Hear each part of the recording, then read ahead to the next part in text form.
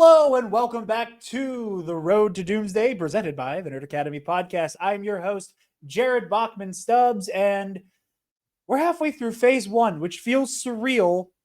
I think I said this in Incredible Hulk, knowing that by the time we hit phase 4 and 5 and fucking 6, 6 movies to the finish is going to be a thing of the past very soon here. But as I said, I'm your host, Jarod Bachman Stubbs.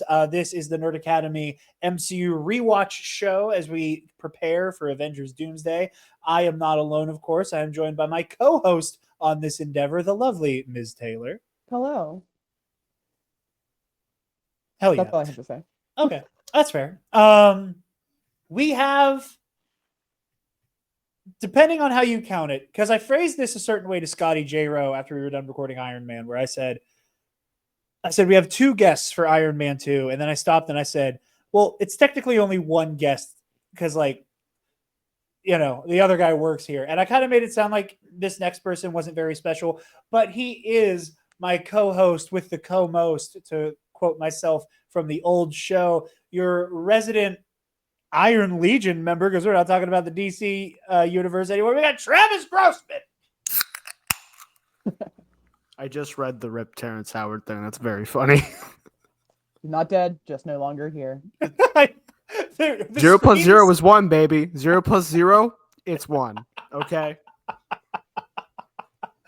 Oh, but we do have another special guest here to join us as we talk about Travis's favorite Marvel movie of all time. We have a dear friend of the show, host of Pro and New, proprietor of the Mitch692 channel, and co-host of Comic Book Cast. It is Mitch692. I'd like everyone to know he says dear friend. He called me a slur before he started this. I did not call you a slur. You called me a slur. I did not call you You a called slur. me a slur. Tea Okay. and Crumpets boy is a slur. I'm sorry. I don't make these rules. I think you're overreacting, if I'm being honest. Wow, Wow. Jared. Wow. Wow. Nice way to shift the blame. Wow. Woke is dead. What happened to that woke friend that you are? No, he's gone. Listen, I oscillate back Another and L. forth. No. I oscillate back and forth between living up to the nickname Jay and being the too woke friend. It depends on the mood, if I'm being honest. But you know what will brighten your mood if you're feeling pretty woke? Sunday's Bloody Mary. You guys know the drill. Sunday's Bloody Mary has the most badass Bloody Mary accoutrement in the multiverse with their 3-time award-winning spicy mix, as well as their mild and traditional mixes if the spice ain't for you. This former bartender trusts only one Bloody Mary mix, and that is Sunday. So if you want to shake up your Bloody Mary game for life, use the link in the description down below and use the code TNAP, TNAP at checkout to get 10% off your order and help out your favorite nerds while you do it. But as I said, we are here to talk about Iron Man 2. And as we begin every episode on the road to Doomsday, I have a fun little trivia segment for you guys. I have largely toned down the difficulty. Yeah, it's been pretty rough for me. Personally. I think by the time, because Mitch and Travis haven't seen the other 2 episodes yet, I think when you guys get to see Iron Man and Incredible Hulk, I think the trivia was fun. I think it was good. Some of the Iron Man ones I thought were pretty easy. Scott and I got nothing right.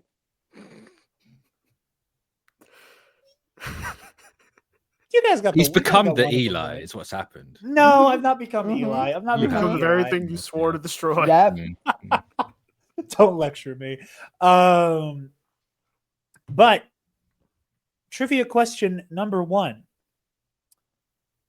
What other villain from the comics is Iron Man 2's Whiplash an amalgamation of?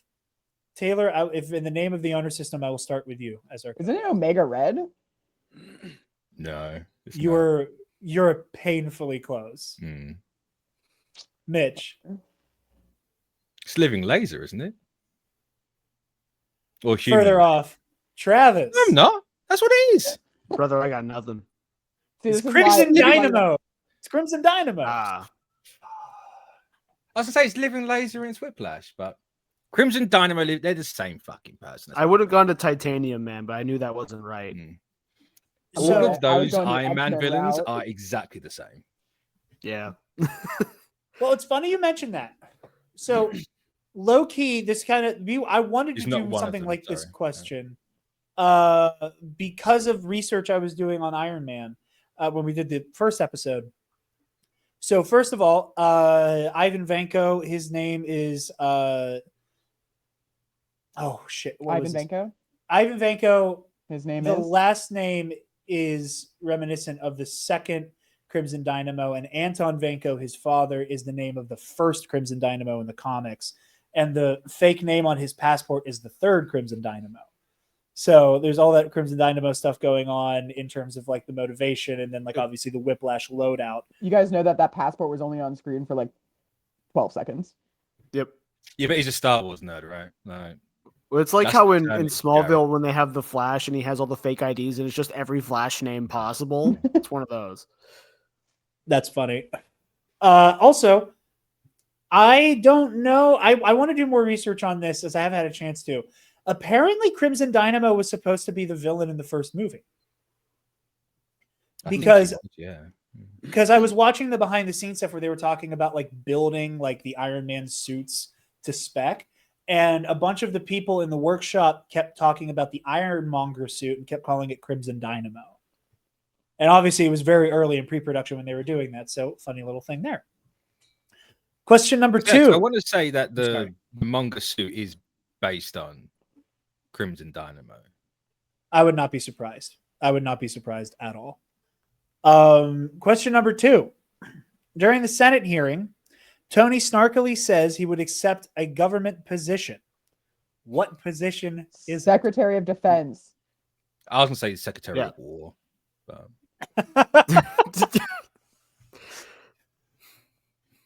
Is SecDef a position he held in the comics? As well One as for me, everybody. as well as director of S.H.I.E.L.D. And then here's the one I feel like is a layup, especially for Mitch. What is the title of the movie?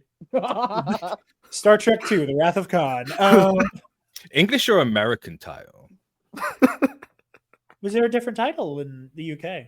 No, I was taking the piss. No. I know Avengers has one. I know Avengers. is Iron Man Avengers 2, is The something. Quest for Peace.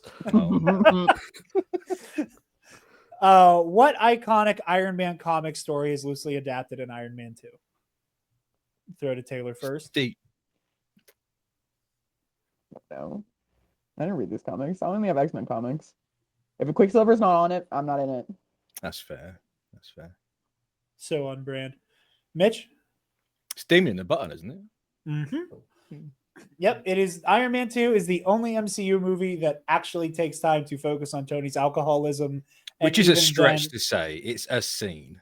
Even then, it's more framed as him just like having the A bad night. I'm about to die, fuck it, of it all. And again, I think that so many people got excited about RDJ's casting as Tony because like that shared like almost weird verisimilitude of we have this recovering addict playing a character who is in part defined by a road to recovery. And they don't really do a whole lot with it outside of this movie, but I was not happy to see it, but I was nice to see a little bit of that come to life and see RDJ inhabit that kind of darker part of Tony's psyche. But a little bit of background before we jump into the actual conversation. I'm not going to say meat and potatoes because Taylor made fun of me for saying that on He the says Incredible Hulk so episode. many times. I said it like 3 times in 5 minutes by accident during Incredible He said it Hulk. like 7 Yeah, times yeah. in a half hour. You got something on the brain there, Jarod. Mm-hmm. He does. I got to stop recording when I'm hungry. After the massive success of Iron Man, the fledgling Marvel Studios was truly ready to launch a full cinematic universe of Iron Man 2 by fleshing out the greater world through the S.H.I.E.L.D. characters and allusions to upcoming projects. The free-spirited environment that defined the Iron Man set was no longer in place as Jon Favreau saw increased pressure from the studio to emphasize the future Avengers. This tension led to Favreau no longer directing any Marvel movies past this point. Iron Man 2 had a $200 million budget and brought in nearly $624 million. If it was $324 million, I don't think we would not have any more movies. Let me fix that real quick. But yeah, a little bit of background. Mitch, I will throw to you first, my friend. What was a young Mitch up to when Iron Man 2 came out, and how were you feeling coming out of the theater? What was going on across the pond for you when Iron Man 2 came out? Iron Man 2 came out 2010. Yep. I was in a gap year between college and uni. So I was doing nothing. I was vegetating every day, thinking what I want to do. Then this movie comes out, and I'm like, I'm going to go see that movie. That's what I'm going to do. That's pretty much it. But coming out of it, I remember really liking it and being shocked that people are hating it. Because there was that whole conversation of it's nothing but setup. It just does this, and it's this one thing only. And I'm like, there was a scene of half a shield. That's the only setup outside of actual shield with Black Widow and Fury. Like, why wouldn't they be there? Because the tag of Iron Man 1. But I've just always really enjoyed this movie. Yeah, I remember as a kid, I talked about it on Iron Man. I talked about it on Incredible Hulk. Like, this was, I wasn't allowed to see Iron Man for like a year because, again, I think this will be the last time this is relevant. My parents were convinced that the like mildly steamy makeout session was like a full-fledged like graphic sex scene for some reason. You were allowed to watch Star Wars. That's funny. Yeah. Guy burning to death or guy burning alive, Fine. no problem. But they were, like I said, I think they were misled that it was much more graphic and a much longer scene than it actually was. Because, like I said before, my dad was like watched it on a whim one weekend and went, "This is great. There's no good reason for him to not see this. Jared will love this. Jared will love this fucking movie. What are we doing?" And then I saw it and I loved it. But I remember like I was late to Iron Man. I loved that movie, and I was so excited for Iron Man 2. I remember I had this Iron Man 2 T-shirt. I could remember it vividly. It was him in like the armor he has at the end of the movie with like the triangular arc reactor, and it was him kind of like crouched down, like getting ready to lift off, kind of like head half cocked up at the camera, as it were, and in kind of like a stony, blocky text that said Iron Man 2 across the top. I wore that shirt all the time. Outside of my dad being like a hard rock heavy metal guy, like this was like probably the first time one of the few times I like sought out like heavy rock, like hard rock, classic rock kind of era stuff. Where like they did an AC/DC soundtrack. I don't know if any of you saw that or remember that, but it was like a cardboard box. It wasn't like the hard plex, like a plastic one. And it had like Rhodey and Tony on the front. It looked badass. It was basically the same shot where they're like shoulder to shoulder fighting Vanko's drones. And I listened to that all the time. I had a very brief AC/DC phase because of Iron Man 2 as a youngin'. And I just remember loving this movie. And again, this is around that time. Like I said before, Marvel Ultimate Alliance 2 is around. And now I'm like super in the weeds and I love Iron Man. And, I'm going to give the audience a little secret here. Like solid 40% as to why I'm team Iron Man in Civil War is because I got into Iron Man before Cap. Most of my position on Civil War is me doing a bit. Wow. I do believe that shit. Fake. I do believe it. No, nobody believes you now. I do believe it. Now it's just like I also stand. I'm dogged about it as a bit. I was gonna say I'll come back for Civil War to back you up, but no, he's lying now. No. I already have a bonus episode planned where we're gonna debate the ethics of Civil War. You can debate it with yourself now. Dude, come on. No, I want you. I want Armin and Travis will be. I here, want Taylor people that are legitimate in their takes, not Griffiths. I am legitimate in my take. I'm Not saying just the only reason admitted. I'm so dogged. Instead of only so just dogged admitted. and aggressive Just about admitted. it because You it's just did admit it. Everybody heard it. Okay, that's not what You're I gonna have meant. to cut it. Everybody intellectually knows what I meant, and that's fine. We can lie about me. Yeah, on that's camera. what I'm saying. What I'm saying. No. Okay, No one's laughing. Travis. Is this a joke to you? Have you ever heard of journalistic integrity? Gosh. Iron Man got jumped no by 2 decency. pensioners and you're laughing. Come on, man. Yeah, then he whipped that ass. Call that elder abuse, baby. Okay. Travis, what was going on in the life of a young Travis Grossman whenever Iron Man 2 came out? What was going on? I was solidifying Iron Man as my entire personality for the following like 8 years. I remember Iron Man and Hulk coming out around the same time. Both of them featuring like the one makeout scene in the movie very prominently in the trailers as a way to get people to come to the theater. Yeah. Now that you mention it, that's like Got a a core Daniel memory. Liv Tyler out there. Yeah. Yeah, they're like, It's funny you mention it because I don't remember the makeout scene for Iron Man being in the trailers, but I do vividly remember the makeout scene in Hulk being in all the trailers. Hey, Yeah. we got Arwen. You guys remember her?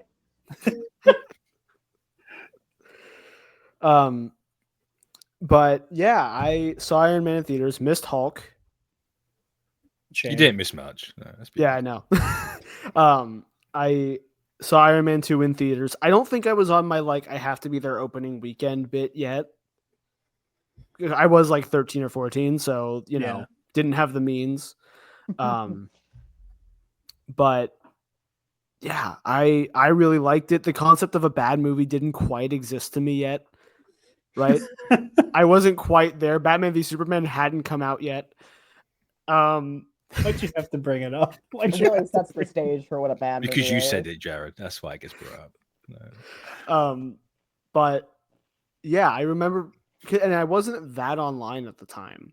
So when I finally started seeing the opinion of like, yeah, people don't like Iron Man 2, I was like, why? And then there's a part of me that like kind of adopted, like, yeah, it was like bad, but I like it to fit in. And now I've come full circle. Hence, pinnacle of cinema. Yes. I do unironically think I've seen Iron Man 2 more than any other Marvel movie because it's always playing on TNT everywhere I go. It is always playing on TNT. That exactly. No matter where I am in the country, if I'm in a hotel and it's got cable, dollars to donuts, I can find Iron Man 2. It's great. Somewhere on there, you're going to be able to find that. Travis, you are at times, and I say this with nothing but love, sometimes you are a creature of convenience. And there's a part of me that wonders if you've been like gaslit by the ready availability. Yeah, no, I'm fully TNT. Stockholm syndrome. Yeah. If we could break the programming, Travis would be like worst comic book movie of all time. Even watching it, like I said, I literally finished it 5 minutes before getting in this call. And same. Like watching it, I straight up was just like, yeah, the scene of him getting the suitcase suit is so messy for no reason. A lot of the dialogue is kind of weird. Like there's a lot to kind of nitpick about the movie. I don't care, man. So it's funny you mentioned the dialogue because there's a handful of lines in this movie that those of you, $5 tier Patreon exclusive access to the audio commentary tracks will know. I low-key adored how insane some of the dialogue was. Mm-hmm. Like there is some really, not even insane, but there is some really hokey, very comic booky lines of dialogue that should not work. Yeah. And the two that come to mind are Pepper with that kind of like sad smile going, not everybody runs on batteries, Tony. And that was harsh. That was, but great line that Gwyneth Paltrow had to carry on her back.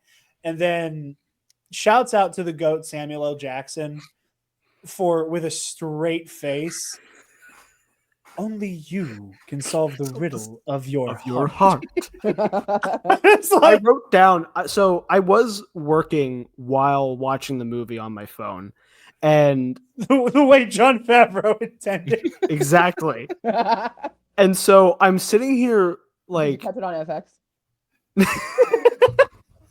No, unfortunately, I don't have cable. He said I watched it on my phone at work. He didn't mean I watched it on Disney Plus. He said I watched it on YouTube TV on TNT. Exactly. Life finds a way. But I everything. like very briefly, because I have a notepad I use for work for personal notes for stuff, and in that notepad now I have written that line because I wanted to talk about how goofy it was, and also in the scene in the donut shop, there's a moment I never caught this before when he's like pointing out the thing on Tony's neck. He moves the collar of Tony's suit like it's a shirt. It just moves like it's a shirt. Practical suits, baby. I thought so. It's funny you mentioned that because I thought it was part of like I was like, oh, maybe that's like the Undergarment. rubber. Yeah. I thought it was like maybe that's like the rubber neck seal. It might have been, yeah. But no, Mitch is shaking his head no. So it's just like the whole thing just goes. Yeah, let me just scoot this titanium plate to the side real quick. Actually, it's a gold alloy. Thank you very much. Gold titanium alloy. Yeah. Mm. On a serious note, the reason I went into engineering first in college was because of Iron Man, and this movie and the one before it did a huge job in convincing us that engineering was a real profession and not a whole load of horse shit. I have a lot of engineering friends and I love them dearly. None of them are Tony Stark. Let me fucking tell you. You were winding up into that. I was like, oh, are we gonna get like Travis's like origins of the engineering crash out? I was like, this is a fun arc for him. Yeah, no, it's great. I went into mechanical engineering and did nothing like what I thought it would be, and then went, wow, this kind of so sucks. it's all tank tops and pulling wrenches like that. I walked into my first material sciences lab in a tank top and a glowing thing on my chest, and they were like, you can't be wearing that. We're melting metal. You need protection. Yeah. Joe was like, no, it's okay. And he reaches into his bag and he pulls out a Bluetooth speaker and presses play. Oh yeah, you're fully resistant to any type of welding injury now. Actually, I'm glad you brought that with you. Yeah. Speaking of people who definitely aren't Tony Stark, I just want to get this out of the way now. That Elon Musk scene is worse than I remember it being. Yeah. Let me explain why. I thought, and granted, Travis, you've seen this movie more times than I've seen The Phantom Menace somehow. That is probably not true, but I'm not going to... definitely not true. I've seen that movie so many times already. But every day I wake up and it's the goddamn Doomsday Eve classic. I believe it. Yeah. Which, hold that thought on the Monaco stuff. That's true. That is true. It's my comfort movie. I fall asleep easy. I sit up long enough to watch Obi-Wan and Qui-Gon slime a bunch of battle droids, and I am asleep before I am asleep before they get to Tatooine. But I either way, just in time to see Sebulba chucking some pieces into people's pods. But every time I've seen that Iron Man 2 Elon Musk clip, it is the very end of it. And I kind of like maybe got Mandela affected, I guess, into thinking that the most that happens is Tony's walking by, Elon goes something liquid jet propulsion, and he goes, oh yeah, sure, Elon, and then he walks away. I was fully convinced. Yeah, I think that was the extent of the scene. I did not realize Elon Musk has like 3 lines and is in the foreground for like a huge chunk of that shot. And it was kind of like disconcerting. I'm not gonna lie. I feel like I've seen an edited version of the scene where it's like what you described. Like it's shortened to only show that brief, like where it's meant to look like he's like kind of dismissing him. Yeah. But in the movie, it's more like him just being like, yep, that's the Tesla guy, and moving on. And where they're like, yep, yeah, and everybody's comparing him to the guy in the movie, and we're moving on. Like it's very, I mean, not to make an equally just hilarious cameo comparison, but it's like Trump and Home Alone 2. Yeah, yeah, a little bit. Where it's like we're in New York, we're in a fancy hotel. Let's throw in a little thing, like it feels the same way, and they've aged equally like milk in the sun. It's also funny that we now know in hindsight that Justin Hammer as a tech CEO was far too competent Oh, Yeah. Mm. Mm. I hold the hammer thought. Hold the hammer thought. I want to talk Hold that so much hammer. about Justin Hammer. Oh, I want to talk so much about Justin Hammer. I love that motherfucker. yeah. That's him, dude. Also, I've been pointing it out in every episode.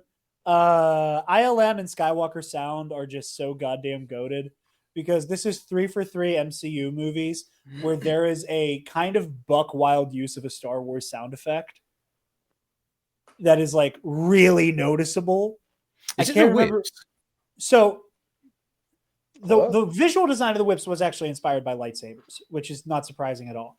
I can't remember what it is in Iron Man, but in Incredible Hulk, whenever Bruce is like futzing with like the control thing in the soda factory, when it sparks, or maybe it's whenever the thing turns back on, it does the DL-44 blaster shot. And For it's people that aren't nerds. Han's blaster. And you're watching an MCU rewatch show. And it's on this channel. I expect you know what a DL-44 is. It's like the goat space blicky. Either way, it was just very Shut up, randomly nerd. does that specific blaster sound effect. And here, and I know that like a lot of the sound design for the pod racers is modeled after like F1 and like how the scene is shot is very Uno F1. reverse. But very specifically, I heard a pod racer during that scene. There's a specific like I don't have it wasn't the Sebulba like a specific one, but there is like a very like that happens. That's just a V8. Jared. No, That's I'm all telling that is. no, Jared, it's no, literally it just is- the engine. That's what they sound like. They're not even I know F1 that's what they cars. sound That's like. what they sound like. I'm saying specifically, it's like one of the shots in the Phantom Menace where you see the crowd in the arena and the pods fly by and then they cut back to the racers. Like that scene, that specific sound effect. And there has been a Star Wars sound in all of these movies. Yeah, but that sound effect is not a Star Wars sound. I know you don't understand what I'm saying, and it's okay. I know what you're saying. About. what we've come down to is that Jared has in fact seen the Phantom Menace more than I've seen Iron Man 2. Yeah. True. He's like, that's Ben Quadranaro. This is Pod Racer. Ben Quadraneros. But yeah, I will say, I really, we talked about this on the Iron Man 1 episode. Again, was all of this a big, perfect plan, whatever? No. But I think revisiting the Phase 1 movies in particular, so many crucial themes and ideas are introduced in Iron Man and Iron Man 2 that I am gaining a new appreciation of in terms of his arc across the Infinity Saga. Because, like on surface level, there's too many movies. You can't revisit them every time. We all remember though, like Tony used to be this bombastic, flamboyant, narcissistic, kind of shitty, weapons manufacturer. And by the end of the story, he's this massive team player, and he's making, every movie he's kind of making a sacrifice play, and he's, he's so much more of a humanist than he is the beginning. And, we talked about in the first Iron Man that there's this very tragic irony and almost this cosmic punishment that Tony receives for his past deeds, that the rest of his life will be an arms race. Right. And, because it's, the next step is people trying to replicate the arc technology. The next step is a mix of the arc reactor technology and cosmic bullshit with the Tesseract. And then we get more of that plus Ultron. And then we crescendo with Thanos. And, it's always this escalation in his life. And the other crucial one here, again, like you have those moments where you think these movies, right? And I'm sitting here and I'm like really taking in how much of a massive theme legacy is for Iron Man. Like it was one of those moments where, you very cheekily have a moment where the character outright states the themes. in the opening moments of the movie after the big shoot to thrill landing with the cheerleaders where he goes, this is all about legacy. And I went, oh, okay, thank you. How keep an eye out. And again, I think that we kind of flatten collectively, culturally, whatever, Tony's relationship to his father as that being the prodigal son who was loved, who didn't feel loved, and trying to square what he is told his father thought of him with how his father made him feel.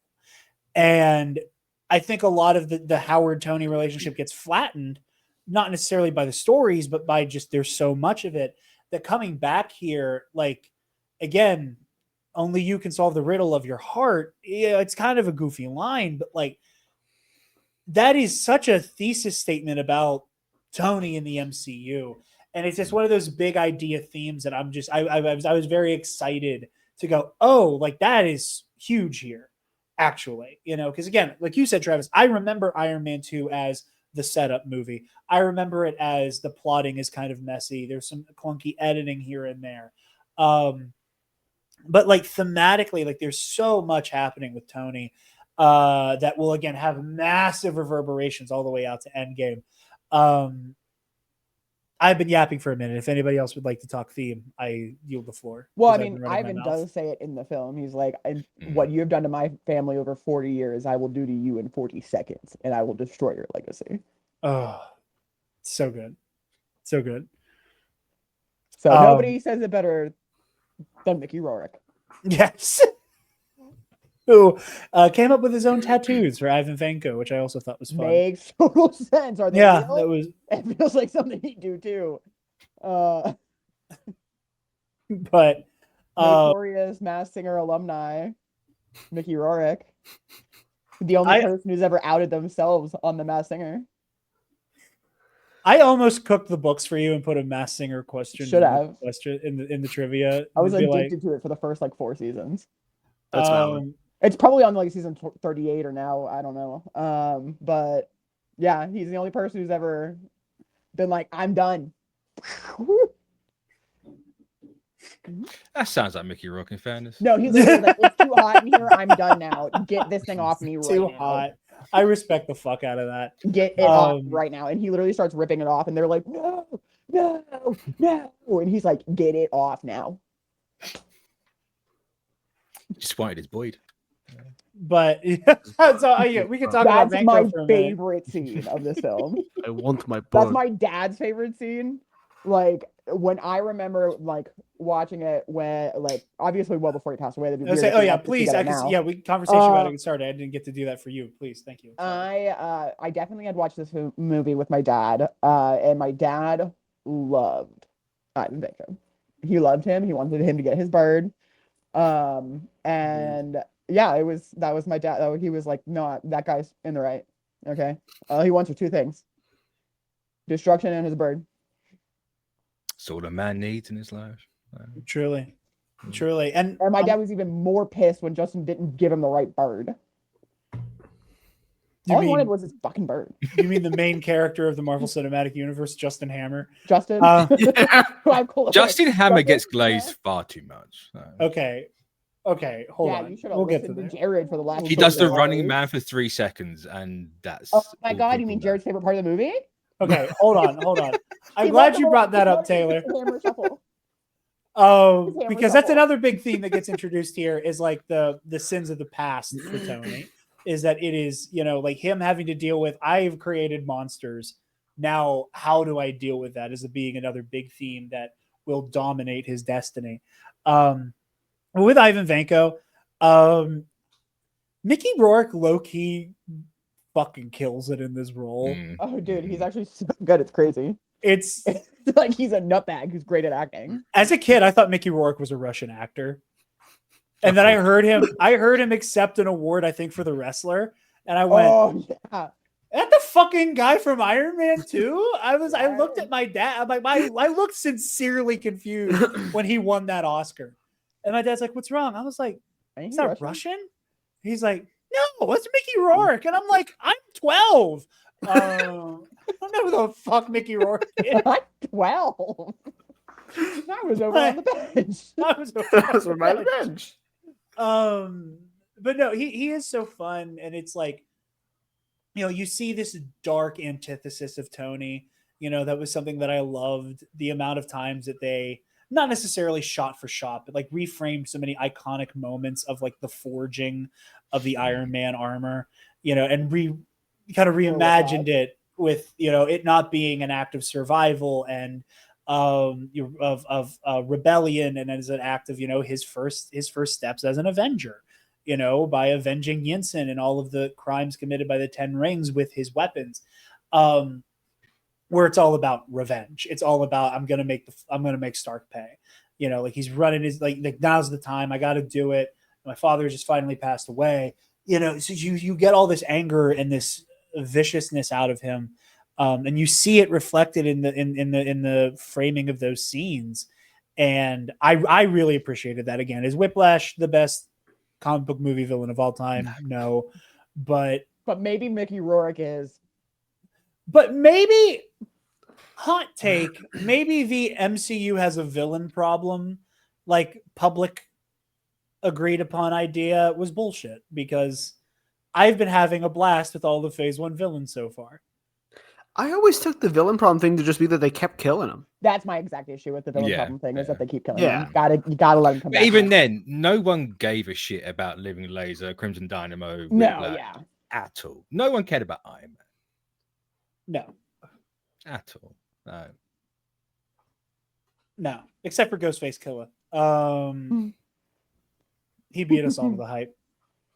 But no, I really enjoy what Venko represents. And, I think another like big idea here is kind of like indicting the kind of unilateral authority Iron Man gives himself. Like I made a joke, we're not going to talk about DC, but I couldn't help but think about Superman this year. That like we see, because like the kind of like the main with like the inciting incident of Superman is something that happens off screen on a newspaper clipping in this movie.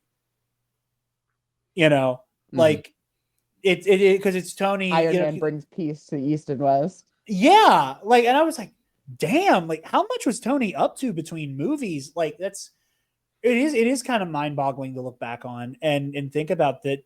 Today you could do a whole movie about just that. Mm-hmm. Yeah. Today you can make what some people here would argue is the best comic book movie of all time,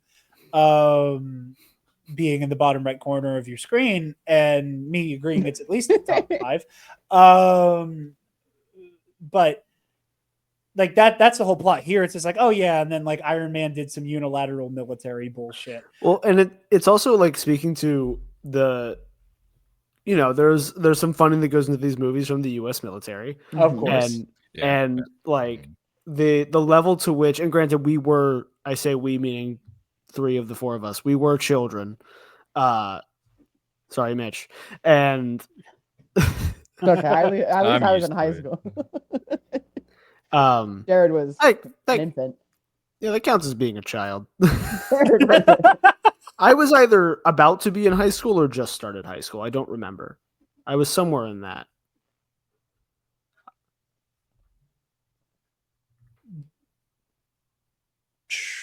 I'm trying to think. Because we met 2010 into 2011. Yes, okay. No. So I would have been. No. We met 2011 into 2012. Oh, so maybe I was in 8th grade. I don't know. Yeah. But like the concept of like bringing peace to the Middle East or whatever, like they could just plot that in a movie and people would just be like, "Oh yeah, sure."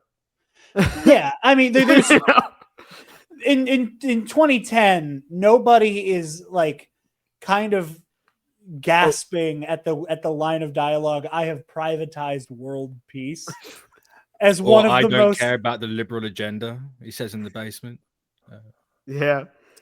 He says so much. He does so much improv and just says so much shit. It is so hard to keep track of those like little Pepper and Tony squabbles. They're great scenes. It does much for Pepper and Tony's chemistry. but it is so hard to keep up with what he's actually saying that I did not notice that. What I did notice was Bill O'Reilly agreeing to be in a movie to be wrong. And I think that says a lot about the kayfabe of conservative media, that Bill O'Reilly knew he was the bad guy in the movie when he agreed to be in it. Yeah. In a scene. In the same way that I think there's a deleted scene where Bill Maher is bitching about Iron Patriot in Iron Man 3. Yeah. I don't think it's in the movie. I've seen the scene, but I don't think it's in the film. But like that was wild to me, where, you know, Bill O'Reilly is doing a DEI about Pepper being the new Stark Industries CEO. And he's like, what exactly are her qualifications? And as Tony Stark vanishes, and I'm like, man, you signed up. You signed up to be wrong about the movie. That's crazy to me, but not the point. But yeah, I enjoy Whiplash a lot. But okay, Mitch, tell us why you're wrong about Justin Hammer getting too much glaze. He does nothing in the movie. He is so funny. He does a little shuffle. People only like him because he does that dance in 30 seconds. That's okay. It's okay. Not only is it the dance, it is the chronic little man syndrome throughout the movie. It's the Yeah. weird It is- misogyny at the end that just The wild misogyny on it. Get these bitches out of here. here. Wow. He calls either down on the table, and I'm like, yes, girl. he either calls Natasha or Pepper like honey, or like He calls Pepper Pepper, honey yeah. several times. Yeah. in a very demeaning way, you know. But All right, honey, you can get out of here now. but he's a conniving little shit that's fun to watch. We get the perpetual little man syndrome. We have somebody trying to cosplay Tony Stark with none of the panache, none of the swagger, you know, like the scene during the Senate hearing, you know, where he like takes the microphone and tries to walk around with it like he's doing a tight 15. You know, like it's little stuff like that. He is incredibly charming as a sniveling little shit stain. Sure. The he just weapons gets demo. glazed too The much. weapons demo is so fun. I could watch the weapons demo for an hour and giggle the entire time. I call it my ex-wife. It's such a great scene. It's such a great scene. And then you cap it all off with the hammer shuffle. Gotta let the dog out. It's It's great. just not as great as everyone makes it out to be. You're being a contrarian, and I can't stand it when you do this. Wow. Belittling my opinion because you can't. I'm handle not it. belittling you. Wow. I'm not belittling your opinion. I'm just saying you You just called me a contract. You're saying I'm doing the bit. That's a bit you've fucked up. admitted to, sir. A bit you've admitted to. yeah, sir. but there's a point in time where I'm not doing the bit. Justin Hammer mean- being overrated is not doing the bit. Is it fair to say that I'm being contrarian by loving this movie so dearly? No, because it's a great movie. Thank you. Because it's great. I would die on that hill. I'm not gonna lie, I did want to do a bit, and I wasn't paying overly attention to the dialogue for this. I did want to find a point where someone said the word either infinity or stone and bring up the time code where it happens and be like, and this is proof they had a plan the whole time. That would have been great.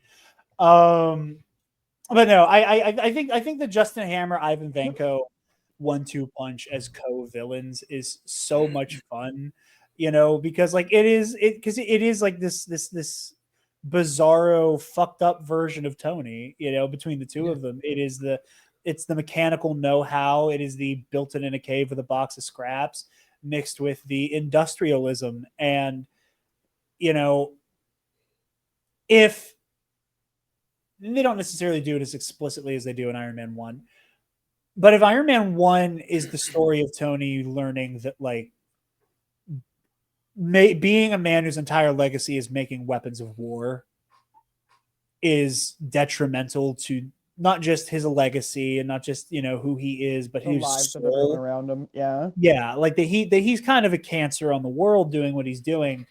Iron Man 2 is him realizing that this is not something that can be trusted to the public beyond a don't take my toys away, you know. And it's one of the things that I love about Tony is that every you know, 2 steps forward, 1 step back with him all the time. We're like, he learns so much about himself. He overcomes so much about himself in this movie. But looking forward, you can see how we get to Ultron is a good idea. I alone can fix this. You know, or like you kind of start to see the writing on the wall for like some of his worst traits as he develops into a better hero, kind of taking root here. And I like that a lot. I mean, it also directly sets up Iron Man 3. Mm-hmm. Because the way he is in this movie is the direct opposite of how the Mandarin Travis Slattery is in Iron Man 3. And you have that dark mirror sort of look between it. That's why I get so personal for him. But Well, It's and really trying good to take his girl. And I pointed out to I'm not Taylor. even that into Gwyneth Paltrow. I think she's a popsicle. Like, I think she just looks like a tongue depressor. now she's weird in this movie. It's like, oh, that's the But good she's woman. fine sometimes. Like, sometimes I'm like, all right, I get it. And other times I'm like, man, I lost it. I lost it all. Tongue depressor, damn. That's fucked up. I can't believe I said that. Oh god. Don't listen to the audio commentary. I get really mean in the first one too. I'm beside myself with tongue depressor. I can't believe It just gets funnier as you go along too, because they have to write in a whole reason why she can't be there. Because they're like, she's doing this whole goop thing. We just don't want to deal with it. Can she just not be in the movies? she's selling Infinity Stones for people to put up their hoo-has. Yeah. They're jade actually, but whatever. Yeah, it's time stone. But It's time to No. stop. No. I think I really do love Pepper and Rhodey in this as well, because I am glad you brought her up, because like there are moments with Pepper that are little like now's when you're drawing the line. There's also a bit that like I felt was a little inconsistent where she spends so much of the movie begging Tony to tell her what's wrong, and he's being obstinate. And when they're on the private jet and he makes that delicious looking omelet, a little bit of spinach in there, sounds like delightful. She shoots him down, kind of, and that felt like kind of weirdly incongruous with how she was the entire movie up to that point. But Rhodey I like a lot. Like, it was really R.I.P. Terrence Howard. Not dead. He's just no longer here. But I really do like Rhodey and how he handles Tony's antics in this one. You know, I think Don because Cheadle was great. I think that was the right choice to go with. I truly forgot how much Don Cheadle steals the show in this movie. Yeah. I forgot how much. I remember as a kid being like, oh yeah, like that's fucking awesome. Aside from it just being a bigger suit with more weaponry on it. But I really do like that at no point does Rhodey actively like want to spurn Tony. You know, he's doing everything in his power for so much of the movie. Like that, again, that moment in the Senate confirmation is, or it's not Senate confirmation, but the Senate hearing, where Headed by our own Pennsylvania representative. yeah, I didn't realize Stern was from Pennsylvania. Sorry. Thanks, Sorry. John Fetterman. Yeah, I think Fetterman. Yeah, that's the second time we've elected a Hydra agent into office. Here in the Keystone State. But no, Keeping it all together, baby. keeping it all together. Hail Hydra. But there's something like it like in that scene, you know, where Senator Stern is like, you know, can you read this specific excerpt? And in the moment, Rhodey's like making it clear on the record, like, you want me to say this wildly out of context. Even though Tony is a problem, even though Tony is actively making Rhodey's life and career harder, not like just by being friends, just by knowing this guy is his life harder, beyond the like military being understandably weary about this piece of almost space age technology existing on American soil, there is this want to help Tony help himself. You know, like, you know, Tony stumbles getting out of the car when he's doing the research on Vanko.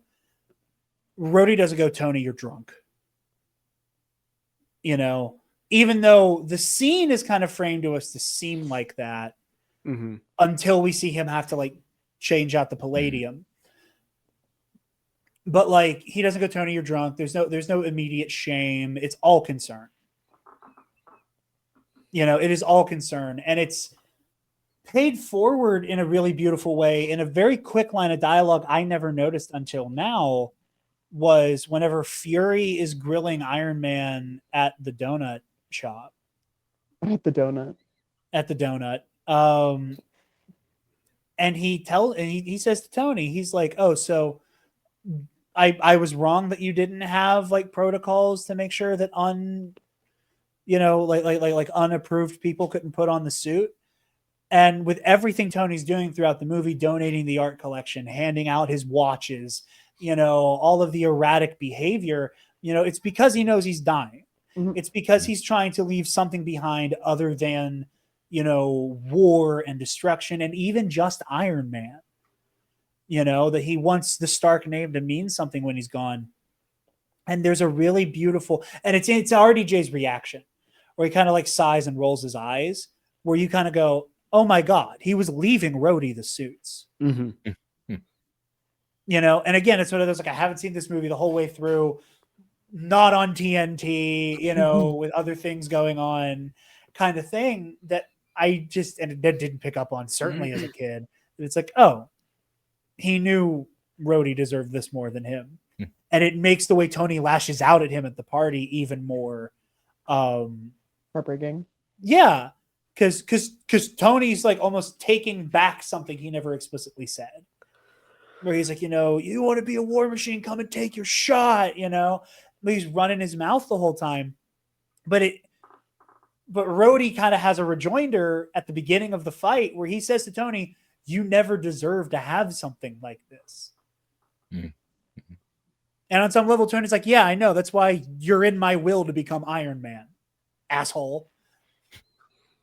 You know, but there's never any shame or any. Yeah, the suits will only answer to you. Yeah. As Rhodey, yeah. You know, like there's something really beautiful about that is left so unspoken that I think is just really beautiful. And, you know, it does a lot for the Tony Rhodey relationship. And, you know, again, he never does anything to try to slight Tony. You know, like he has, even when he brings the Mark II back to that military base, you know, it's like, I'm under orders to like either get Tony to come to the table or bring it myself. And getting Tony to the table was not an option anymore. So I had to. You know, and then they called in Hammer Tech and he had to put up with it. You know, like at no point does Rhodey really betray Tony's trust. And when Tony comes back and he goes, hey, everybody in here is in danger. He's working with Vanko. There's not a moment of doubt. There's no, how can I trust you? You're drunk, anything like that. Rhodey immediately is like, okay, let's do it. I thought he was dead, but all right. Yeah. Vanko's alive. That's his, like, it is disbelief in the situation and not in Tony. That I think is just, that does so much for that relationship here. And yeah, Don Cheadle's a scene stealer, incredibly funny. Again, there's so many, you know, like Rhodey develops a reputation for being a cornball in the MCU, you know, a la Iron Patriot, a la Boom, you looking for this. He gets done dirty. But it does start here. And he does have legitimate moments where he tries to be a badass. And, you know, like Rhodey's one of those characters who I think is badass when he's not trying to be. You know, like he's just mowing down the Vanko drones and he's, you know, having his big like badass, you know, soldier moments. But it's the moment Whiplash pulls up and he's like, oh, I got something special for him. I'm about to bust his bunker. Plink. You know, is when he kind of falls on his face. You know, he starts trying to cut a promo on Tony, and he gets bong in the mansion. You know, like there's a lot of that happening, which again, it's these very little Makes things. sense why you like him so much. And geez, thanks, honey. I appreciate it. Couldn't help it. Classic. I expect it from Mitch. Wow. I expect that from Mitch, not from you. Wow. That hurt. That cut deep. But yeah, like I said, I've been yapping for a minute. Anybody else with roadie thoughts? I don't think Terrence Howard could have done this movie. I agree. No. No chance. No chance. No. If he did, I it agree might have been completely. the movie people say it is. But Don Cheadle, no chance. And it does add to how jarring it is. You know, like when you watch Iron Man 2 and Iron Man 3 and Age of Ultron and Civil War, like all of these movies that War Machine shows up in, you go back to Iron Man. And again, I don't think Terrence Howard had a bad performance necessarily. I don't think he does poorly in the role. No, he's just not a great roadie. Yeah, At least not the roadie that they went with. Yeah. exactly. And here it's like, oh, wow. Like there is so much, like he feels like such a fleshed out person where like Iron Man, he is a little stiff, you know, like there's not, like he doesn't just bring a personality to Rhodey just by being there.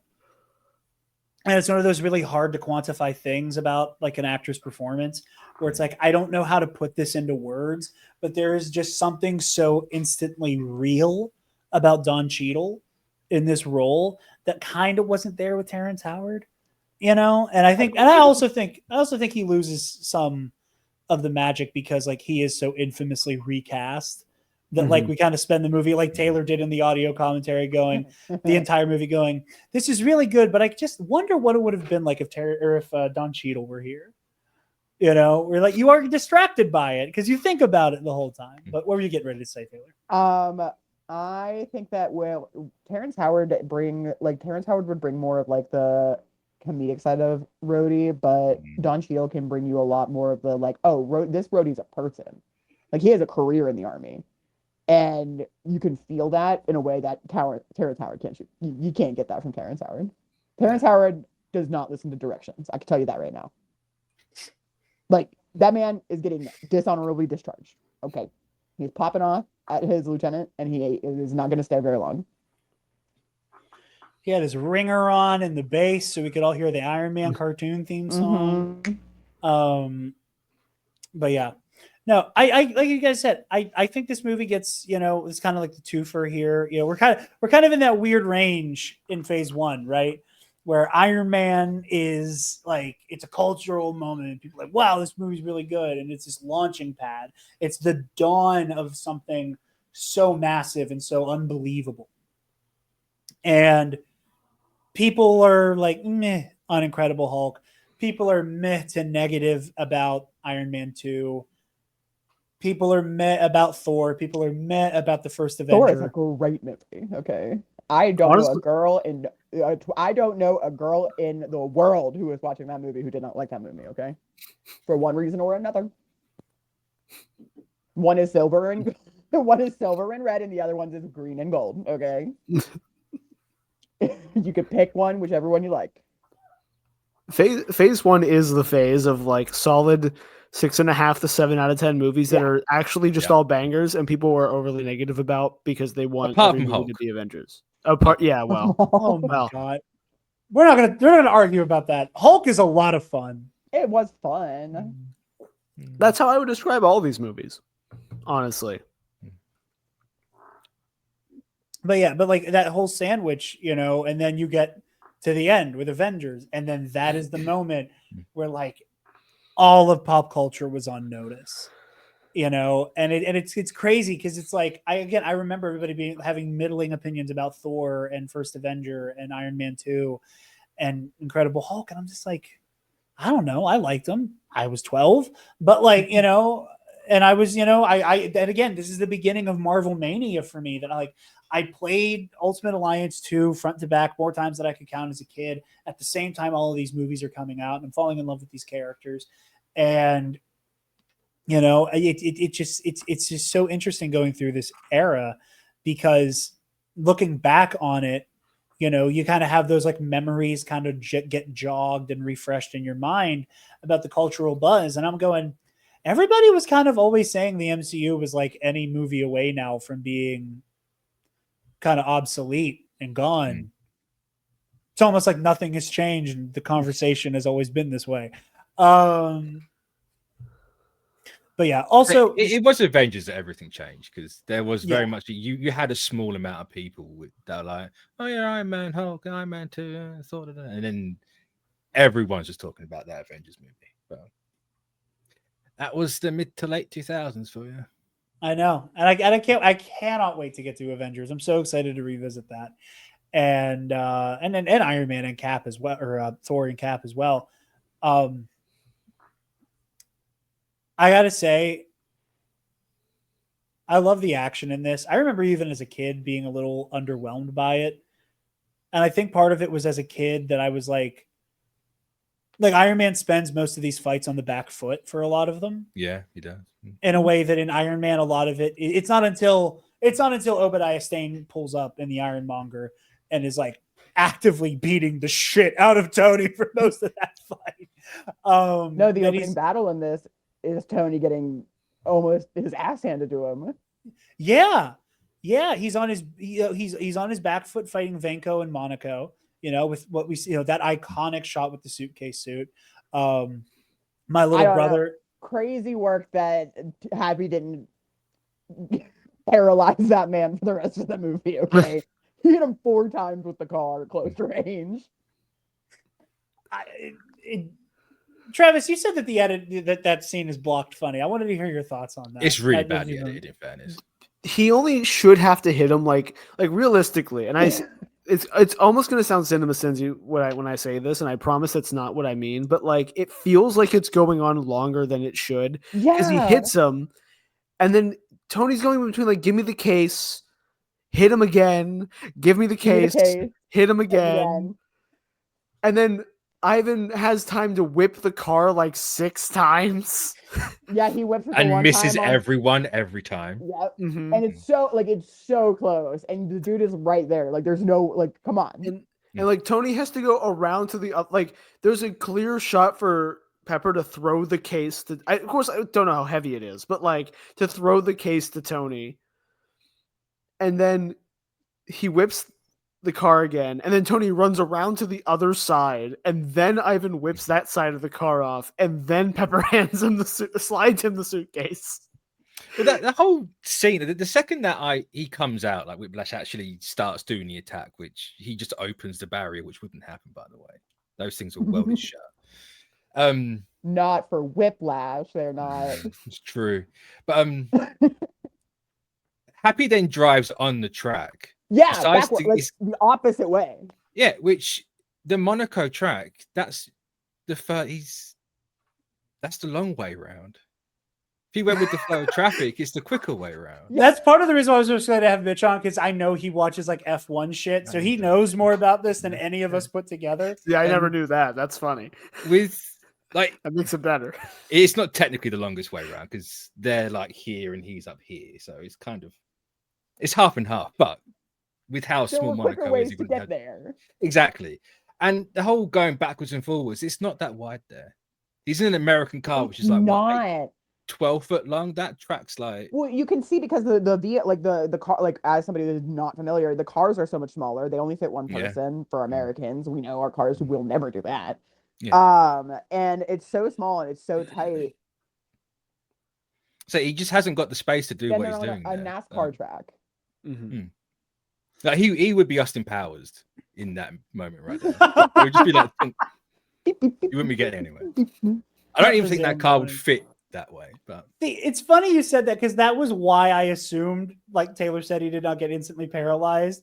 Is Happy only has like a couple inches of momentum to just basically love tap Vanko into the wall a few times. Like they roll that car back like 15 to 20 feet. Yeah, like they frame it as Happy just like revving up and launching into Whiplash. But in my mind, I'm like, but I don't think the track is wide enough to do that. So maybe it's that. But they keep framing it like that. Yeah. It's Like, also there's clearly enough room in the movie because there's like another car. There's another several cars. Like it looks like they're on a NASCAR track. Yeah. Like they filmed the exteriors, and then when they were like, all right, well, now we have to actually do the set shots. They were like, all right, let's go to Indianapolis. Yeah. it's good. It's also well, you have the shot of Happy driving on, and then it cuts back to Tony and Ivan for like a good 2 minutes. And then by the time it gets back to Happy and Pepper in the car, they've only just got around the corner. Mm-hmm. They have made no distance on that track whatsoever. So It's strange. It's just weirdly edited. we're related to the Monaco Grand Prix scene of it all.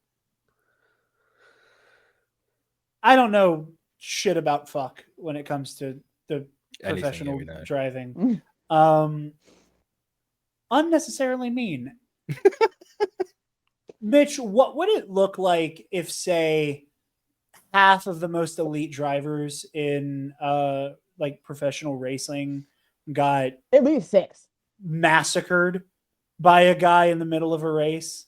Because I was saying that to Taylor. I'm like, Ivan Vanko may have just destroyed F1 as like an industry and as a sport. I mean, they've got like 1,000 kids lined up to take over. It's not a problem. There was a It movie is that just literally came just out a about one it. in, one out of children at this point. I mean, Because I thought about you. I was like, I'm so excited to like ask me because I'm like, this is like if like that scene in The Dark Knight when Bane blows up Heinz Field, like And our actual Steelers. yeah, with our actual Steelers on it. That's all I could think about was our actual home football team being the victims of a domestic terrorist. Except for Like, Heinz Ward. Except for Heinz Ward. It's so funny. That's his legacy, is outrunning Bane's ridiculous bombs. But imagine if Bane did that during a Super Bowl and he just killed like the two most like prominent, most talented football teams in the country, like it was nothing, and just from carpet bombing the. I It is just I I slightly think the thought of Browns you. would have a pretty good year that year. So it is slightly different because the Morocco Historic isn't an F1 race. It's supposed to be like all the old cars from different series just get potted around by random drivers. It's not an actual. The track's an actual F1 track, but it's not. That race specifically isn't the F1 race. So F1 will be fine. The historic would just have to have other retired, rejected drivers take part in it. It would just become more historic. Pretty much. Yeah. He wouldn't actually have time to do anything if he walked on the track there, because he would just be splat on the ground. That is true. His timing to actually hit those cars is kind of crazy. Yeah, he has to be moving real quick. We must. They wouldn't be able to move that quickly because they're not that great of cars they have there. Yeah, how much can you? What's the steering capacity here? Do we got power steering fluid? What's going on?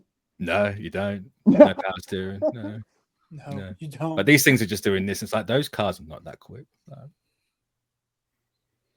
That is so funny. Mm. That's It's funny. This is what I was expecting. It's like not the cinema Dark sense this World. movie I like, but no, of course not. But like, it's like Saw the Dark World, where he gets on the wrong train in the wrong direction. Yeah, that's funny. Anyone who's been to London on the tube knows he's going the complete opposite way, and you can tell by the color of it. That's also very funny.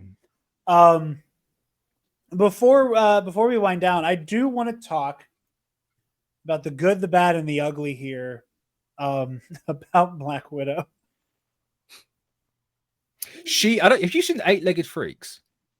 No. It's like one of her first movies. She plays Natalie kind of similar to how she is in that movie, and it's really weird. Like this weird teenage girl, and it's like it's not a choice. Obviously it's a Jon Favreau choice because kind of obvious, but... It is crazy to think about how by 2019, the first declarations of wokeism are being screamed at Captain Marvel, and a couple years later at the Black Widow movie itself. Mm. And back in Yield 2010, so much of like Nat's characterization is she is so unbelievably hot. Yep. It is terrifying people around her. No, She needs shuts to be Tony up sexy. for a good 30 seconds. That is an awkward scene. I, as a young man, thought that scene where they were talking when he's getting ready for the party, that she sat on his lap because the way it's framed. And for a minute, I was like, I don't like this.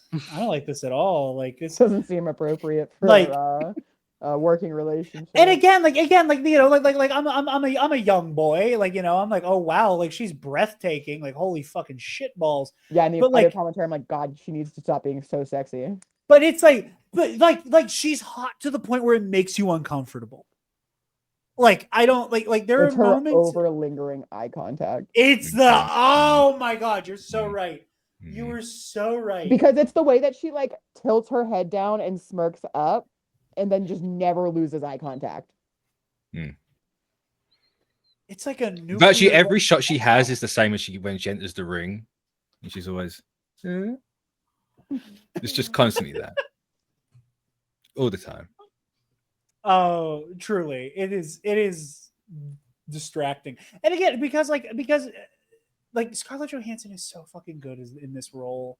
Like I love, like again, like Black Widow's one of those characters. Like even when I was getting into Marvel, I'm like, oh, she's cool, you know. But like it was one of those like, oh, like I don't know how to describe this. There's like certain characters, at least when I was first getting into Marvel, that I was like, oh, like you exist as lore. Like I was the same way about like Nick Fury, right? As like you're mostly a plot device of a character. You know, you're mostly here to like put people in a room, do some like sideways buck wild shit, you know. And I think there's a lot of characters like that. I think until Infinity War, I think a lot of people thought that way about Thanos.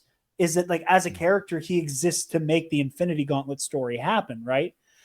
And I kind of found myself at first in the same way about Black Widow, and then like I couldn't tell you when it happened, but like then I was like, oh man, Nat fucking rules. You know, that there was so much that Scarlett Johansson brings to the role. And here it's just she's hot to the point where it's unsettling. And so much of the humor around a character who, as time goes on, will become very funny in her own right. So much of the humor is just she's too hot to handle. The scene I forget about every time is her getting changed in the back of the car while Happy's driving. And he keeps like he's like, no, I'm driving. Yeah, exactly. And like I just forget that scene happens every time because like there was a thing. Again, I'm watching it and I'm like, okay, she leaves to go to the thing and she takes Happy with her to set up the bit of him taking the time to beat one guy while she beats like 8. One of them, which by the way, is suffocating to death from the ceiling, just randomly. Okay, hold on. I'm interrupting for a minute. It seemed like for the most part, now granted, like, you know, she's the Black Widow. Nobody has any bones about her having a no-kill rule, right? It's kind of what they're known She is for. a Russian spy. Yeah. It seemed like most of the people, like most of those security guards, she neutralized non-lethally. Like there's the weird little shot grenade thing, which like in action movies like this just means you got tased and knocked out, not cooked from the inside out. You know, she's doing the widow flip. She's like punching dudes in the throat, but it never feels like she's like straight up killing dudes in there. And then we come back from Happy also paying off a very funny joke because in the beginning of the movie, when Tony and Happy are sparring and Tony's like doing like MMA shit, Happy's like, no, that's just dirty boxing. And then by the time Happy is getting his ass beat by the security guard, he does the most iconically dirty boxing thing of all time and bites a motherfucker's ear off. But I was like, oh yeah, you know, and like, you know, Nat kicks down the door when she thinks she's about to find Ivan Vanko, and like she has her weapons drawn. Like she's like clearly willing to kill Whiplash. Mm-hmm. Oh, she I was was gonna smoke that motherfucker. And I was watching her fight in that hallway, and I'm like, I can't believe she hasn't killed anybody. And then they cut to Happy, and there's a security guard, not a soldier, not nothing, just hanged, just doing one of these Yep. from the rafter. And I'm like, holy, when the fuck did she do that? Between what cuts did Nat just yoink? You know, She has the rope for a minute, and she does like hit one of them like this. But she flips him. She just Yeah. flips him. Yeah. Somehow he ends up in the ceiling. I have no idea. That's I the wanna power know of the what- Black Flips him Widow. over the ceiling pipe, and he lands down. Oh. No, maybe I have to rewatch it and we can clearly see it happen. But I just remember being like, whoa, that is and he's still going. He's still going. Well, she didn't hang, like she didn't like it's not tied, like it's clearly like it's just looped. Like Vanko did to his security guards. Yeah, he killed them motherfuckers. She just has him looped. Like he's caught there. He could probably he could get out yeah. if he. He just doesn't want it. No, he doesn't want it enough. He's realizing in that moment that he's into this and he doesn't know how to handle Yeah, it. he doesn't want it. He doesn't want it enough. Oh man, hammer tech therapy. I gotta unpack a lot of this. All right, RFK, Jesus. He didn't have enough of this in his voice. Eat beef tallow.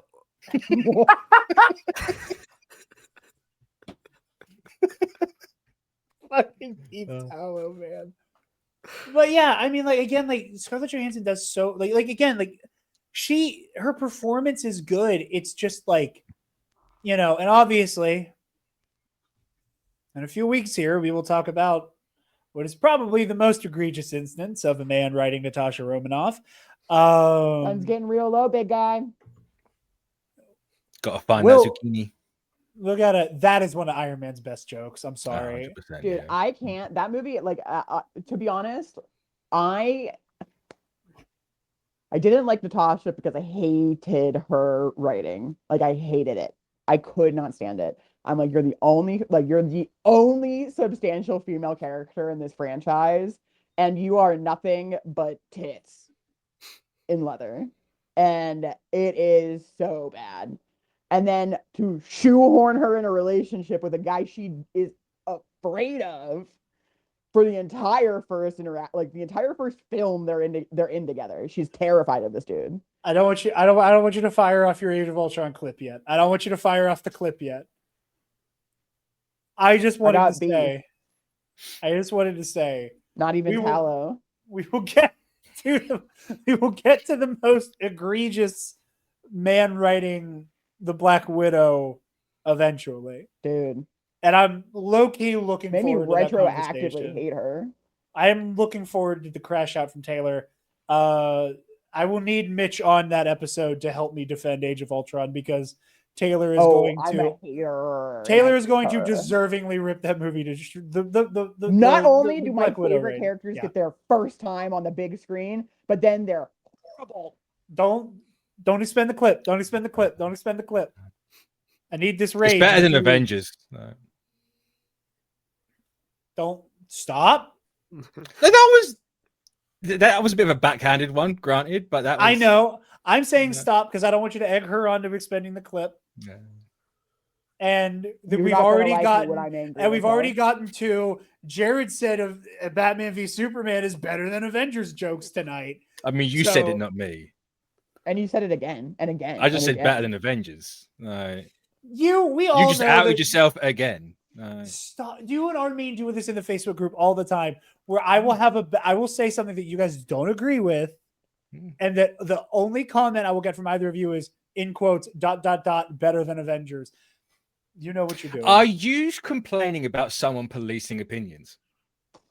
He is the opinion police, so whoop whoop. What happened to free speech? Ah, Mitch, how's it feel to get to be with the person who started your favorite joke? It feels really good. It's fun. But like it's crazy here where it's like I see Natasha in this movie and I'm like, oh man, like I love you, and every other movie you're in. Mm. And here it's just so 2000s and it I say is so distracting. Nat here is a victim of we want more MCU stuff in here. Yeah. We want this character, and he just like, you know what, I'm just gonna write Just her throw her in. however. Like, Yeah. Yeah. And again, I understand that like I'll even give the grace to say that I think a lot of the scenes where she is, too hot to handle, as Taylor Mhm. put it,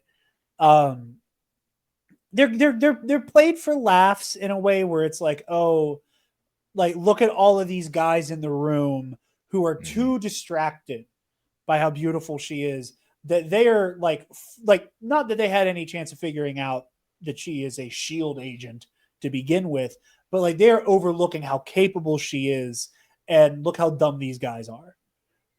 Like look how much of a goofball Happy is. He keeps again, like I think Happy is well meaning when he's like, I'm gonna go in there with you, because he's like, I don't want. He's like, like I gotta protect you for your frail female frame. I don't even think it's your frail female frame so much as it's like, excuse me. Nah, Happy seems like a pretty good dude, except for when he's like peeking at her in the rearview mirror.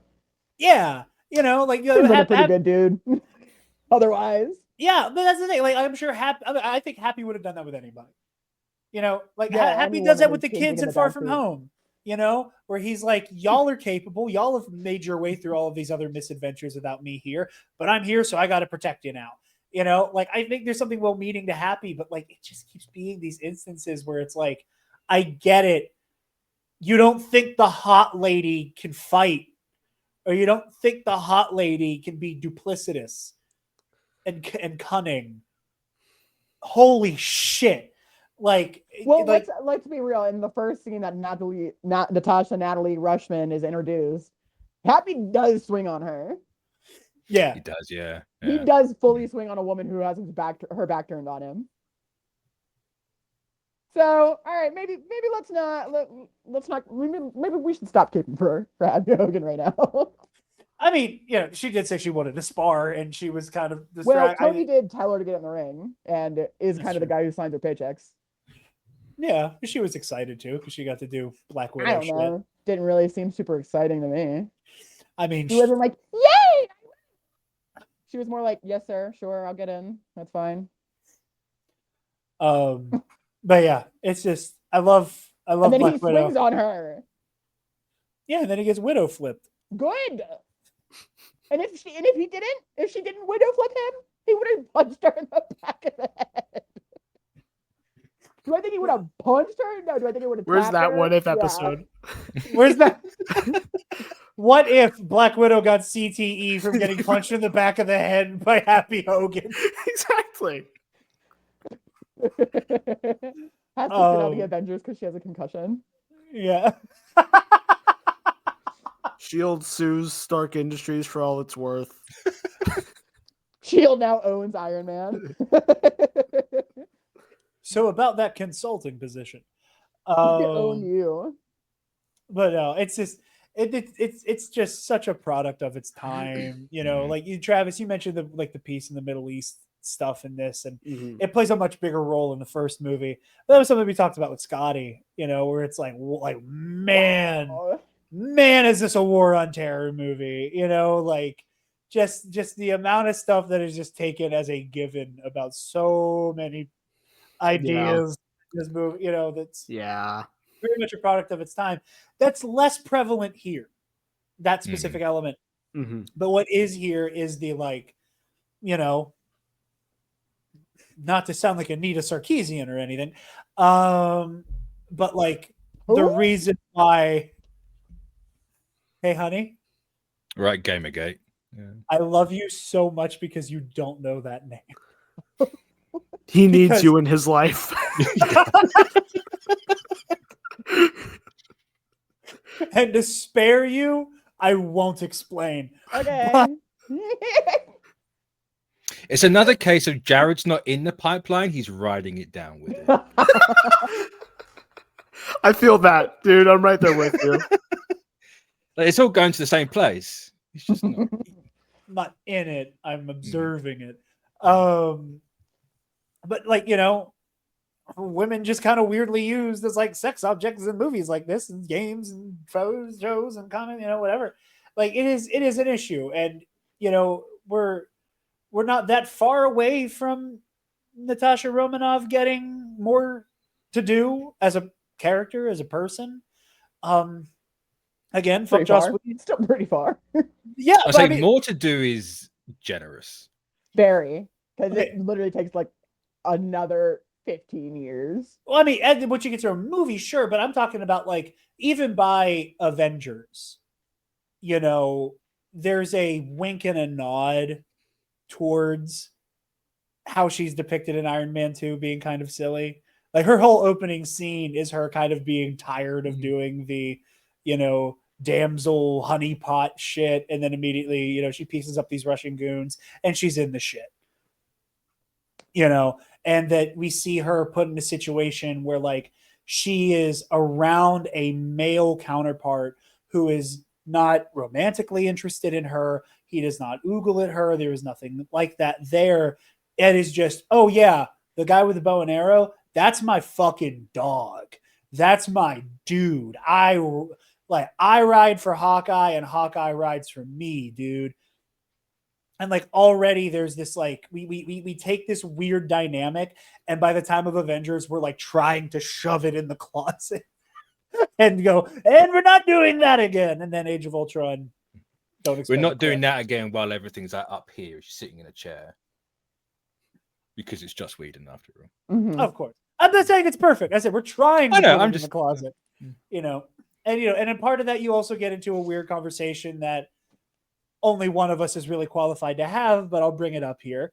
Of like, you're in that weird middle ground of like, well, Black Widow for a lot of her history has been depicted looking like this, so we'll depict her looking like this. But how much of that is column A? How much of that is column B? How much are we like?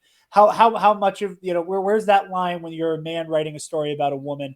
How much of that is you should get to present however you'd like to, versus guys will buy the comic if they're hanging out of her jumpsuit. It's very weird and it's very messy and it's very murky. And yeah, I didn't realize I was going to have so many thoughts about seeing Black Widow for the first time again. And then I was like, wow, this movie certainly is making choices. But it's also her worst look. Because that hair is awful. Dude, it's so bad. It looks like yarn. Yeah. I'll give you that on the hair. I do like the jumpsuit. Yeah, it's too flat. No, I get that, but like with the covert shield, like the shield outfits look better and better every time. Yeah, because that one's their best one. Not that you can really tell which one it is, but that's the best one. Oh, here, let me full screen you so you can point again. It's the Is movie. that the movie? It's her Yeah. movie one because she's got the belt and the gold and the gauntlets. Yeah. No, that definitely was the best look. Belt and the gold and the gauntlets. Yeah, that's hard to top. Well, also it has the widow, like it has the widow symbols. It has the widow patterns. It has. Because all she has here is the symbol. It's tiny, but it's there. It's yeah, with like the shield patches on her upper arm. I'm trying to think. Because it's little like her. It's like her belt. Like it's like her clip of her belt. Like it's not even. I think. Not that it's like super Black Widow-y. I think my favorite outfit she wears, just in terms of like aesthetically, this is cool, is the Infinity War outfit. The Yelena one. Yeah, where she's got like the vest and shit. I think I dig that look, like on this version of the character. But like the best Black Widow outfit is the one from the movie. That's no holds bar. That's an easy one. But yeah, Iron Man 2, kind of messy, but we love it. Anybody have any final thoughts before we bring this on home? Sponsored the triangle sucks. What? Oh, the triangle on the suit. Not a fan. No. What? It's not Iron Man. That looks. It's always had the circle. As a kid, I like the triangle so much more than the circle. My determination on what action figures of Iron Man I would get was determined by triangle or circle. Dork. I liked the circle because you could see the full, like, Arc. full That's chest fair. piece. That's fair. I just don't wanted know. that man to get his bird. His bird. He does deserve I the just wanted bird, him. in fairness. I just want wanted my him to have bird. his bird. That wasn't his bird. Justin tried to gaslight him. He just let the man have his bird. Come Oh, on. I want to say Ivan Vanko deserved everything he got because he was wearing boots and bare feet. Those boots came off really easily. That's because they weren't tied. They weren't laced. Yeah, they were just. They didn't give him laces. No. Like, Just he's shoot. getting dragged No off in laces. Monaco, and that boot just like tumbles. Yo, in the beginning of the movie, yeah, he's just No, like when he's in Monaco. No. Yeah, that's what I'm saying. Yeah, like It's like whenever- halfway through. No. But yeah. No, I was saying well, like, there's during also the- like when his pants are all ripped after getting hit by a car 4 or 5 times. That close range. Yeah. incredible. But I think that's all we have. Honey, you froze, and I heard you say something in the real world, but not in StreamYard. Oh, she's gone. Oh. Bye. May she rest in peace. Oh God. Okay, I'm gonna remove the first Taylor because now she's in here twice. Oh. Got 2 Taylor. I got 2 Taylors. Yeah, I don't know what happened. I just was gone. That was weird. But anybody have any final thoughts before we bring this home? It's a good movie. It's a good movie. Best. It's fine. It's the best. It is my favorite thing in that way. I like the troll in me does love telling people that Iron Man 2 is my favorite MCU movie, and watching them in real time try to figure out, one, if I'm joking, and 2, how to be nice. Because they think they're gonna they think they're gonna deeply offend me if they're like, what? And I try to Wait, see is how it long I actually can- legitimately number 1? Is it at the top? No, but like again, it's one of those things where I'm like, I've seen it the most. I do really like it. I think it's my favorite just in that way of like, this is my thing and I like it. That's fair. But, you know, Why'd you sound like you got caught sneaking a cookie at the bakery? No. because like, No. no. He didn't even hit the Chiquiti. No. No. No. Oh No. my God, that was fucking funny. That got me good. That got me good. All right. Well, I think if that's all we have to say about Iron Man 2, we can start to wind this down. Before we do that, Mitch, where can the lovely people find you and all that you do, my man? CBC Comic Cast on weekends, whenever that comes out. I've completely lost track of that. The Mitch692 channel. You can find Jarod in there as well, talking anime on Pro and Noob. I don't know, when's this coming out, roughly? Good question. Yeah. I guess we'll all find out together. Yeah, cool. So how Well, this is gonna? I so can't the say people- what we're talking about because I currently don't know. I had to tell Scotty that same thing. He was getting ready to plug the Star Wars Under a Microscope thing, and I was like, "Don't," because I don't know when this is going to be out. I don't fucking know. Because basically, again, for those of you at home, and this dovetails well into me doing the Patreon plug. By the time this is publicly announced on the Nerd Academy podcast, all of Phase 1 will be on Patreon, plus the audio commentaries. And if you want early exclusive access to the Road to Doomsday, subscribe at the $5 tier. Like I said, all of Phase 1 will be up there by then.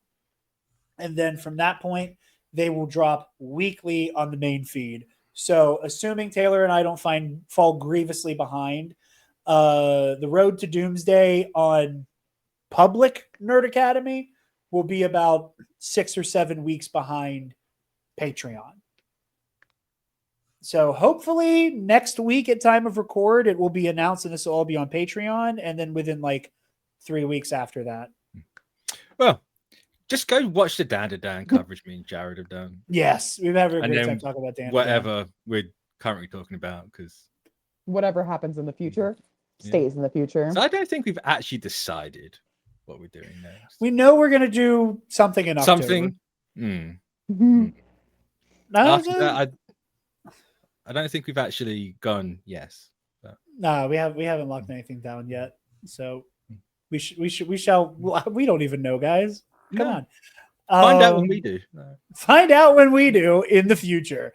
Yeah, go check that out. I've been having a lovely time. I've said before, and I will say again on a number of notes to thank Mitch. First and foremost, thank you, Mitch, for the lovely branding for the Road to Doomsday, that badass intro card, as well as the logo made by Mitch. Oh no.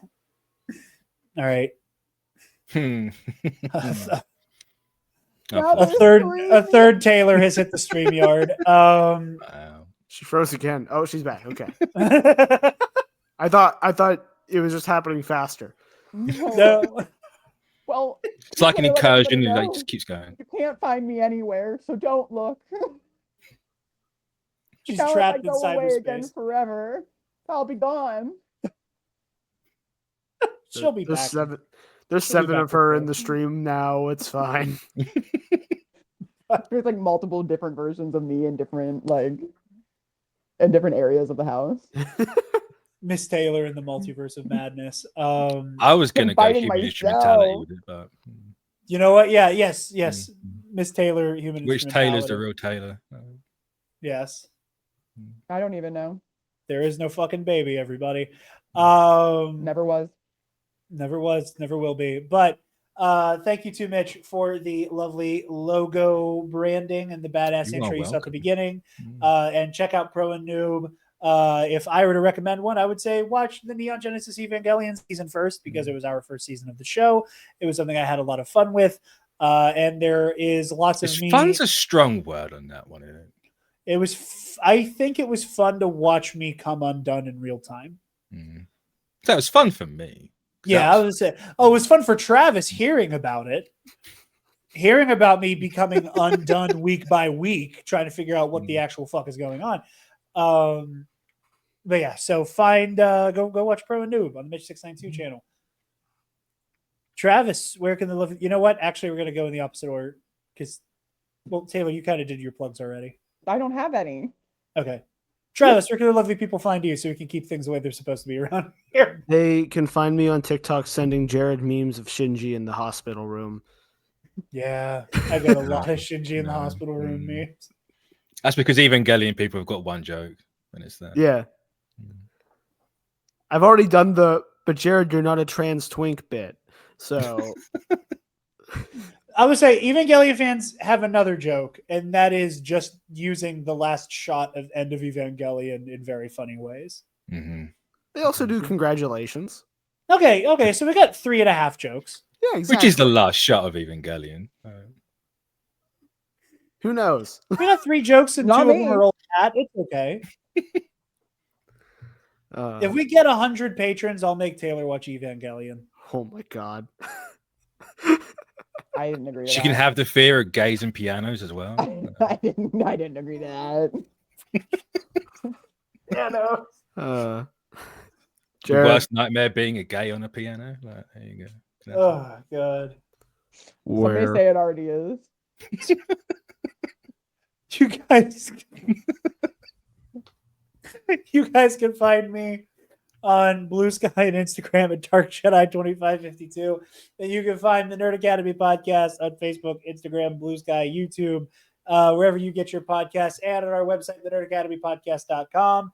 You get all our episodes and a link to our Patreon, where, like I said, $5 tier, early access to the Road to Doomsday, and exclusive access to the audio commentary tracks. And at the $10 tier, you get all of that, plus a shout out at the end of every episode. So thank you to Brennan Marr from Page Turners They Were Not, to Ray Clausen and Paco. But thank you all so very much for joining us, and we will be back very soon. And again, for patrons, immediately, whenever you choose to press play, to talk about Thor.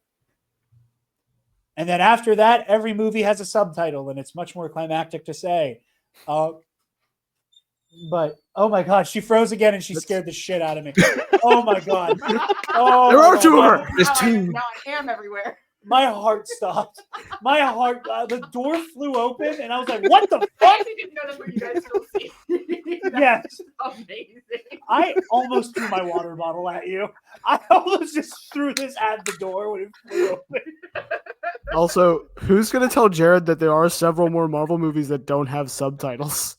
It's true, yeah. For a while, though. For a while, I got. That's true. I think you get to Ant-Man, I think. Yeah, that was so scary. I'm trying to listen to what Travis is saying.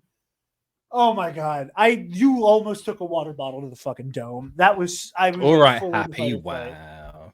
No. But anyway, thanks to those patrons. We'll see you guys in Thor. Find your balls. In 4 or Thor? Find me nowhere. Oh god damn it! The clip didn't play. That didn't. No, damn. I'm gonna jump off the Bifrost. Stop! Move away!